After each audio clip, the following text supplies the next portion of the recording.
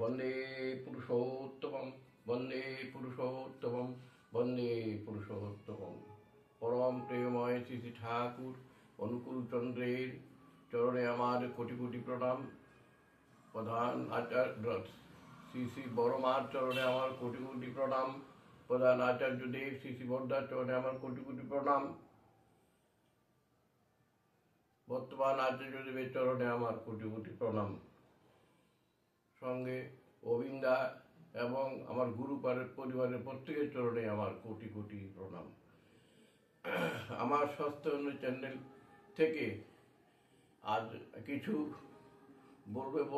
বলে মনস্থ করেছি। ঠাকুরের ইষ্টভীতির যে মহাগুণ আছে সেই সম্বন্ধে কিছু বক্তব্য রাখবো। আমার জীবনে ঘটে যাওয়া ঘটনা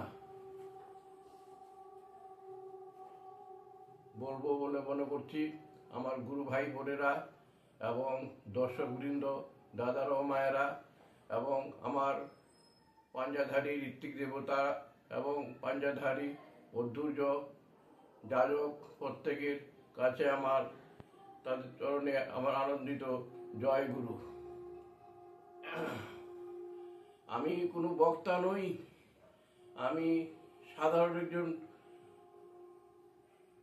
পরিবারের মানুষ। ছিলাম তো একদম গরিব, কিন্তু ঠাকুরের কৃপায় একটু মাথা তুলে দাঁড়াতে পারছি।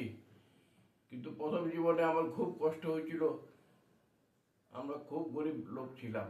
এতেও সবজির ব্যবসা করতাম, হাটঘাট করতাম। তাতে দিন রাত পরিশ্রম করেও 2 টাকা ইনকাম করতে পারতাম না। এমন দিন ছিল তখনকার দিনে, যখন আমি ঠাকুরের দীক্ষা নিই। যাই হোক, তখন থেকেই ঠাকুরের নাম ধ্যান আর ইষ্টভীতি যতটুকু আমার দ্বারা সম্ভব আমি করছি। আবার এর ভেতর দিয়ে ঠাকুরের অনেক গুণাগুণ আমি পেয়ে গেছি। সে তো আমার ভিডিওতে অনেক সময় বলেছি। আমি ঠাকুরের অনেক কিছু অলৌকিক ঘটনা আমার জীবন দিয়ে বয়ে গেছে। লাস্টে যাই হোক, আমি একটা চাকরি পেলাম ডি ক্যাটাগরিতে। সেই চাকরিটার ভিতর দিয়ে একটা অলৌকিকভাবে আমার চাকরিটা হইলো। আমি কোথাতে এক বন্ধু আসলো, সেই বন্ধু আমাকে সব জোগাড় করে দিল। কোন দিক দিয়ে কী করতে হবে, কোন দিক দিয়ে কী করতে হবে সব সে করে দিল। করে দিয়ে আমার চাকরিটা হইলো ঠাকুরের ইচ্ছায়। সে এই আজকের কথা না, সেটা হয়ে গেছে আজকের থেকে 50 বছর আগের কথা। যখনই মনে পড়ে আমার সেই পূর্বদিনের কথাগুলি, তখনই শরীরটা শিউরে উঠে আমার, যে কত কষ্টই না করেছি। কিন্তু আজ এখন রিটায়ারমেন্ট, আমি সবসময় ভাবতাম কিছু যদি ঠাকুরের কথা বলতে পারতাম। এই মনে মনে ভাবতাম। অনলাইনে যখনই দেখি লোকে অনলাইনে ঠাকুরের কথা বলছে, আমার মনটা আঁকুপাকু করতো। আবার সারা দুনিয়ায় যেরকম ঠাকুরের নাম আছে তেমন বদনামও আছে। এই ইষ্টভীতির পয়সা লাগে কেন, এই নিয়ে নানান রকম মন্তব্য করে বসে। কেউ বলে ঠাকুরের ব্যবসা এটা অমুক তমুক, নানান কিছু বলে। আর ওই বলাগুলো আমাদের একদম হার্টে লেগে যায়। কিন্তু কিছু করতে পারি না। তাই তো ইচ্ছা করে কিছু ঠাকুরের সম্বন্ধে বলি, কিন্তু সাহস পেতাম না। কিছুদিন আগে আমাদের আচার্যদেবের একটি কথা শুনে আমার মনে একটু বল আসলো। তিনি বলছেন, বয়স্ক মানুষ যারা আছেন, মনে হয় যে আমার মনের কথাটাই বলে দিয়েছেন। বয়স্ক মানুষ যারা আছেন তারা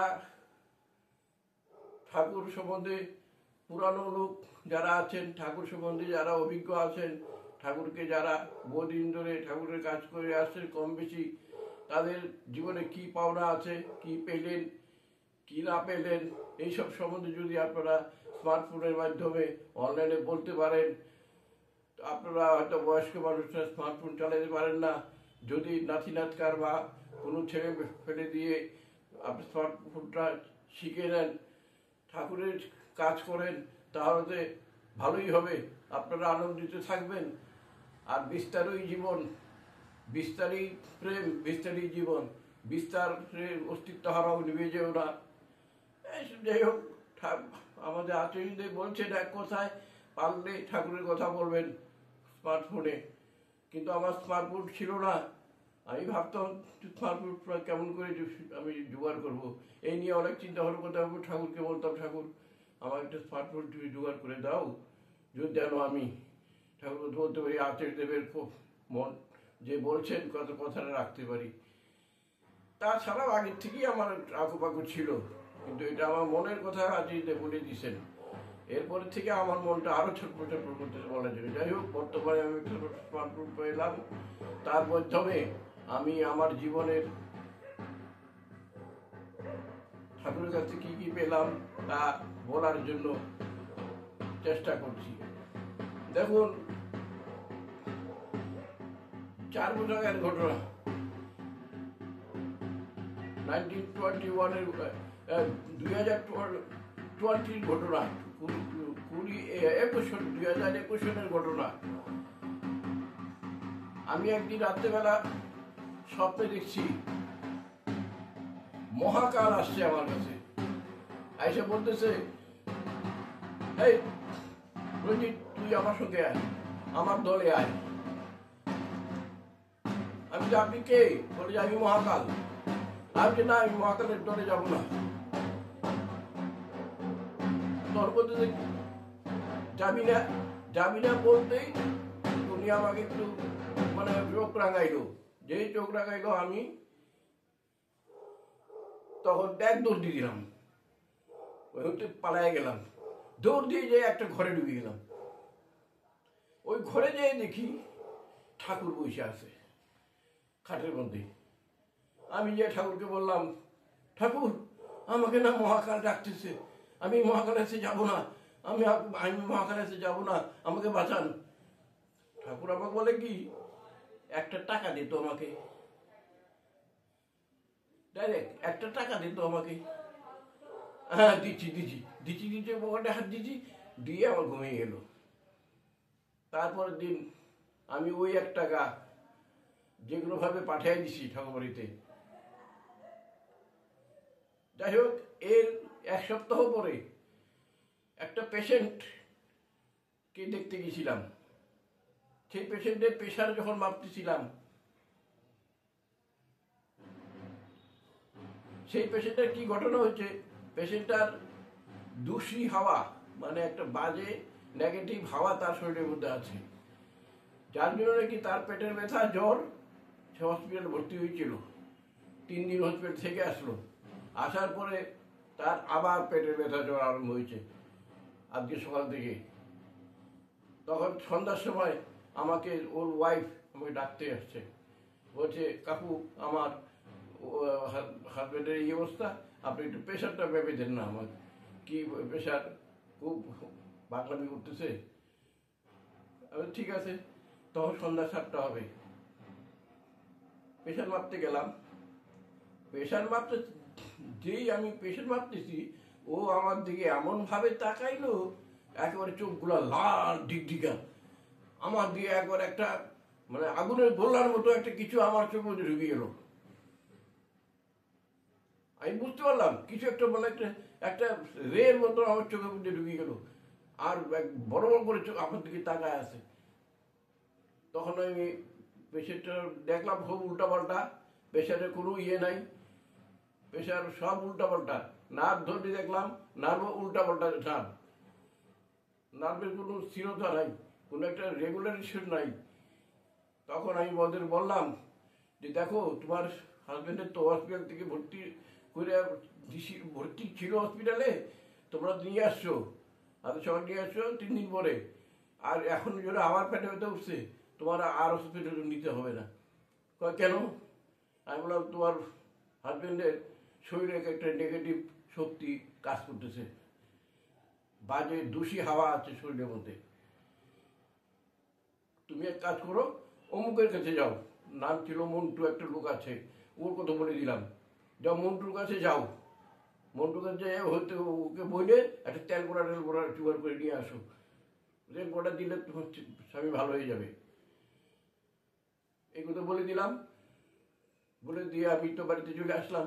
কিন্তু আমি বুঝতেছি আমার চোখের ভিতরে কি একটা মানে এমনভাবে তাকাইলো, আমার চোখের ভিতরে একটা রে ঢুকে গেল। তখন কিন্তু আমার তো ঠাকুরের ইচ্ছায় সবসময় নাম চলতে থাকে। এরকম ঘটনা আমার ডাক্তারি জীবনে আরও হয়েছে। হিস্টেরিয়া রোগী যখন দেখতে যাই, একটা গোয়াবাড়ি স্টেশনে হিস্টেরিয়া রোগী দেখতে গিয়া সেখানেও এরকম ঘটনা। সেও এরকম বড় বড় চোখ করে তাকাইছিল, আর সবাই বলে ভূতে ধরছে ভূতে ধরছে, কিন্তু আসলে ভূতে ধরে না, হিস্টেরিয়া রোগী ছিল। যাই হোক, এগুলো আমার অভ্যাস আছে, অত ভয় পাই নাই। ঠাকুরের নাম তো আছে ভিতরে, আমার নামের জন্য আমি এগুলো ভয় পাই না। কিন্তু এই ঘটনাটায় আমি কিন্তু টের পেয়ে গেছি কিছু একটা হয়েছে। পরের দিন ঠিক ওই টাইমটার মধ্যে আমার হার্ট অ্যাটাক হয়ে গেল। ঠিক ওই টাইমটার মধ্যে, যেই টাইমে পেশেন্টকে দেখছিলাম, পরের দিন সেই টাইমটার মধ্যেই আমার হার্ট অ্যাটাক হয়ে গেল। সঙ্গে সঙ্গে ঠাকুরের ইচ্ছা, ঠাকুরের মহিমা বলা বড় মুশকিল। সেদিন আমার ছেলে বাড়িতে ছিল। ঠাকুরের মহিমা এমন, আর ইষ্টবিধির মহিমা এমন, মানে ভাবা যায় না কেমন করে কি হয়। আমার 1 পয়সা খরচ হয় নাই, ঠাকুরের যে ভালো হয়ে গেছে। কিভাবে হইলাম সেটাই বলবো।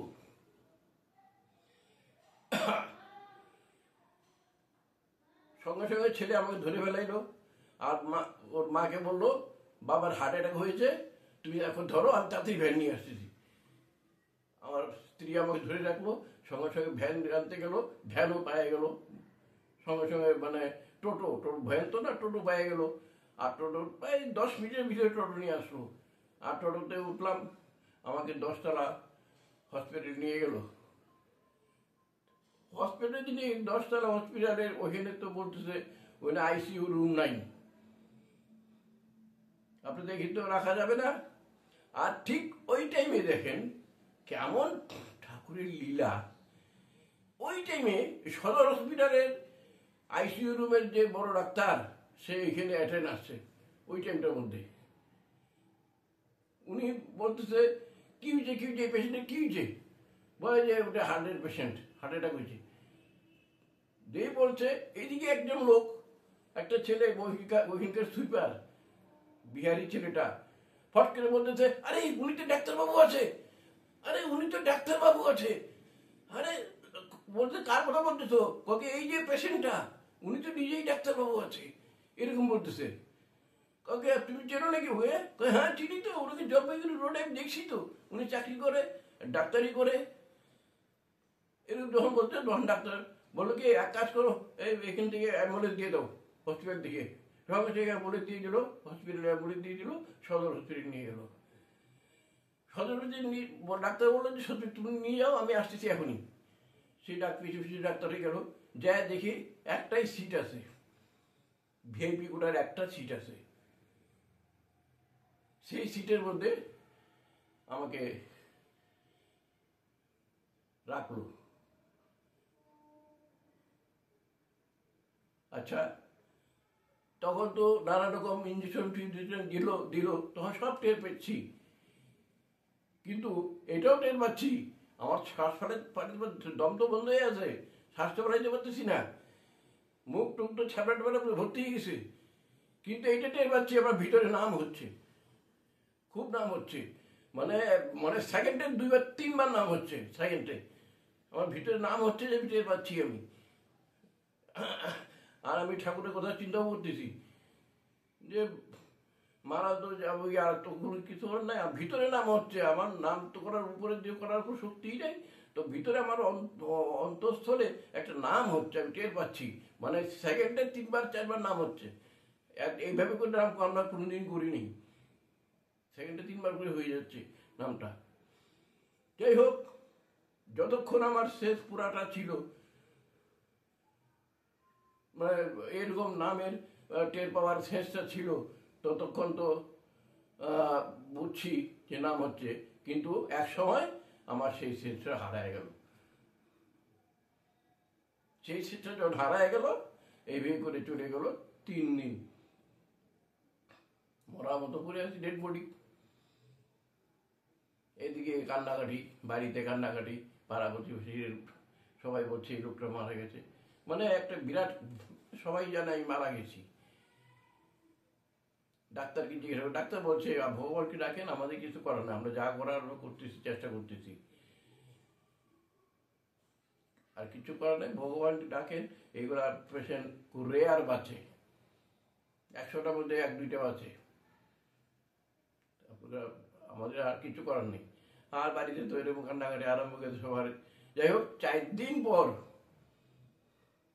রাত্রে 12টার সময়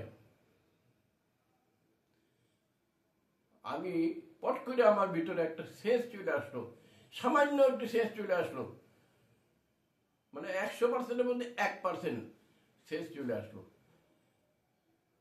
সেন্স দিয়ে আমি দেখতেছি আমার ভাইরার ছেলে আমার দিকে আসতেছে। দূরের থেকে দেখতেছি ভাইরার ছেলে আস্তে আস্তে আমার দিকে আসতেছে। রাতে তখন 12টা বাজে, 11:30 কি 12টা হবে, কি 12:30 হইতে পারে ওই টাইমে। আমি দেখতেছি যে আমার ভাইরার ছেলে আমার দিকে আসতেছে, আর হাতে একটা বই। বইটাকে এইভাবে করে নিয়েছে, এইভাবে করে নিয়েছে বইটাকে, এইভাবে করে নিয়ে হাইটে হাইটে আসতেছে। আমি দেখতেছি, আমার তখন সেন্স অ্যাকচুয়ালি অল্প একটু, মানে বললাম যে 100%-এর মধ্যে 1% সেন্স চলে আসছে। আর আমি দেখতেছি আমার মানে ভাইরাল ছেলেটা এদিকে আমার দিকে আসতেছে। আইসা গীতা একটা আমার মাথার ডান পাশে এইভাবে করে ঢিল দিয়ে দিল, ধীরে দিয়ে হাইটে হাইটে চলে গেল। আমার তো আর ওর সাথে কথা বলার শেষ তো নাই, সেই শক্তি তো নাই। যাই হোক, ওর মতো ও দিয়ে চলে গেছে, আমি তো পড়েই আছি। এই ঘটনার পর 3 ঘন্টা পর রাতে ভোর যখন 4টা বাজে, তখন আমার অটোমেটিক শেষ চলে আসলো, সম্পূর্ণ শেষ চলে আসলো। সম্পূর্ণ যখন শেষ চলে আসলো, আমি দেখি ভাই, আমি তো হসপিটালে শুয়ে আছি, নাকের মধ্যে এগুলো কি দেওয়া আছে, অক্সিজেন দেওয়া আছে, নাকের মধ্যে পাইপ ঢুকানো আছে, অনেক কিছু আছে, হাতের মধ্যে চ্যানেল লাগানো আছে, আমার আঙ্গুলের মধ্যে একটা খাটের সঙ্গে আঙ্গুলের সাথে একটা বান্ধা ছিল, সেটাও আছে। তার মানে আমার যখন শেষ আসলো, তখন আমি কি করলাম, এই নাকের ইয়েটা একটু খুললাম, খুলে দেখি তো নাকটা একটু খুলে কোনো অসুবিধা হয় নাকি। তখন ভোর 4টে, তখন কেউ নাই, আমি একা একাই। ভোর এটা খোলার যখন খুলি দেখি না, খুললে কোনো অসুবিধা হচ্ছে না, বরং তার সুবিধাই হচ্ছে। নাকে থাকার একটু যেই অবস্থা হয় তার থেকে ভালো আছি। তখন আস্তে আস্তে করলাম, নাকের এটা খুলে দিলাম। আচ্ছা, তারপর দেখলাম আমার ওই চ্যানেলের ঢুকানো আছে, তার সুতাগুলা, এই যে কি বলে ওইগুলোকে, চ্যানেল যে আমার ওই যে কি বলে স্যালাইন ফ্যালাইন লাগানো আছে, সেইগুলাও আস্তে আস্তে আমি একটা খুললাম, খুলে দেখি তো কি অসুবিধা হয় নাকি, এরকম না, কোনো অসুবিধা হয় না। তারপরে নাকের ভিতরে যে পাইপ ছিল, সেই পাইপটাও আস্তে আস্তে আস্তে আস্তে একটা একটা করে আস্তে আস্তে আস্তে আস্তে খুললাম নিজে নিজেই। সব কিছু খুলে দিয়ে আমি একদম পেশেন্ট একবার মানে সেটা বসে আছি, আমার সিটের মধ্যে বসে আছি। এদিক দিয়ে কি হলো, একটা নার্স ঘুরতে আসে, ঘুরে দেখে, আমাকে দেখছে আমি বসে আছি বেডের মধ্যে, দেখে দূরের থেকে তাকায় দেখতেছে আমি ভূত হয়ে গেলাম নাকি। ও মেয়েটা ভয় পাচ্ছে, ও কি করলো, দেখে চলে গেল।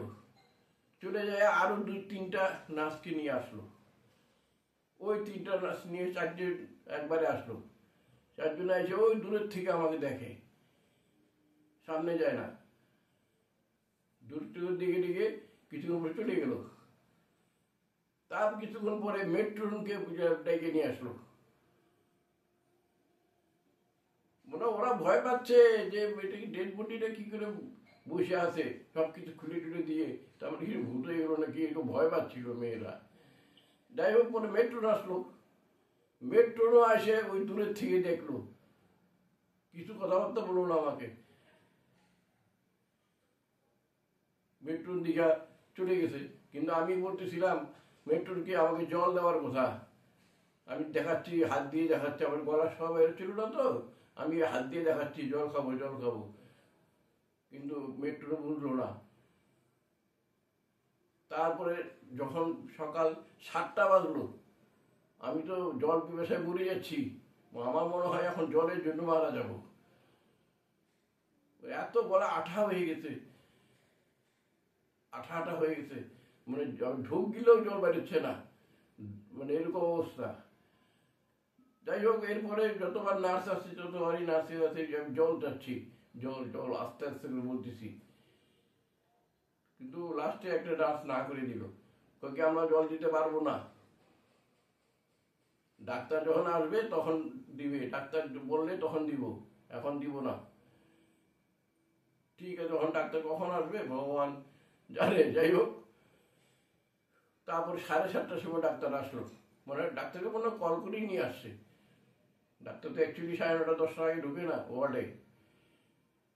7:30টার সময় ডাক্তার আসলো, ডাক্তারও এসে এরকম দূরের থেকে আমাকে সব কথা জিজ্ঞাসা করা। আমি বললাম আপনার নাম কি, বললাম, বলে কি আপনার বয়স কত, বললাম, সব কিছু আমাকে জিজ্ঞাসা করতে, আপনার বাড়ি কোথায়, কোন ঠিকানাটা কি, বললাম, সব কিছু যাচ করে বলতেছে এ তো মিরাক্কেল হয়ে গেল। আর এর মধ্যেই আমার ফ্যামিলি বাড়ির থেকে চলে গেছে লোক, যে দেখে আমি বসে আছি, ডাক্তার তখন ফ্যামিলিকে বললো আরে এরকম মিরাক্কেল পেশেন্ট আমি আর দেখি নাই, আমার চাকরি, আমার এই ডাক্তারি লাইফে এই প্রথম দেখলাম, আপনার স্বামী তো ভালো হয়ে গেছে, এখন 3-4 দিন রাখবো, রেখে পরে ছুটি দিব। যাই হোক, পরে আমার ওয়াইফ আসলো, গিয়ে বললাম আগে আমাকে জল দাও, আগে জল নিয়ে আসো, অল্প একটু জল একটু খাইনি, জল না খেলে আমি এখন আমার অবস্থা খারাপ। সঙ্গে সঙ্গে ওই জল নিয়ে গেল, জল অল্প একটু খেলাম, খাওয়ার পরে মোটামুটি সুস্থ হইলাম, একদম সুস্থ হয়ে গেছি। তারপর আরও ডাক্তার আসলো, আরও ডাক্তার ইয়ং অল্প বয়সের ছেলে ডাক্তার, ওরা আসলো, ওরা এসে আমাকে নানা রকম এক্সপেরিমেন্ট করা আরম্ভ করলো, পিঠের মধ্যে থাপা দেয়, এসে বুকের মধ্যে থাপা দেয়, ব্যথা লাগে, এই লাগে সে লাগে, এরকম জ্বর কিছু জিজ্ঞাসা করে। আমি বলছি তোমরা জোরে জোরেও মারতেছো, ব্যথা লাগবে না, জোরে মারলে তো ব্যথা লাগবেই। ওরা হাসে, কাকু একটু জোরে মারতেই হবে, দেখতে হবে আপনাকে শরীরটা ভালো আছে কিনা। যাই হোক, এই অনেক কিছু হলো। তারপরে দেখেন আমাকে আরো 7 দিন পর আমাকে হসপিটাল থেকে ছুটি দিল। তাহলে এটা কি ঠাকুরের অসীম কৃপা ছাড়া আর কি। আর এই যে আমরা ইষ্টভীতি করি, ঠাকুর যে বলছেন যেমনই আসুক আপদ বিপদ, যেমনই হোক প্রাণ, ইষ্টভীতি আনি আনে সবার পরিত্রাণ। এই ইষ্টভীতির ভিতর দিয়ে আমাদের যে কত রকম আমাদের বিপদ আপদ থেকে বেঁচে যাই, তার আর বলার নাই। এখন আমাকে এটা বলতে হবে, আমাকে ওই গীতাটা কে দিল?